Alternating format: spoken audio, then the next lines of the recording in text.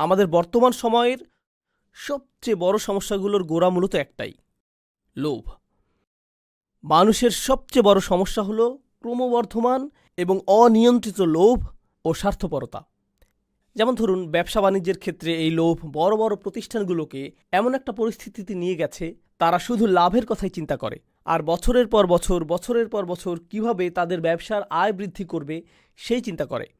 এবং এমনটা করতে গিয়ে সমুদ্রের একটা সম্পূর্ণ অংশ কি ধ্বংস হয়ে যাচ্ছে, নাকি একটা পুরো গ্রাম উজাড় হয়ে যাচ্ছে, নাকি এর মাধ্যমে পাহাড় ধ্বংস হয়ে যাচ্ছে, অথবা এটি শুধু পরিবেশের গঠনগত ক্ষতি করছে তাই নয়, বরং সমগ্র পৃথিবীর সামাজিক এবং অর্থনৈতিক পরিবেশের ক্ষতি করছে, তারা এসবের কোনো কিছুই তোয়াক্কা করছে না।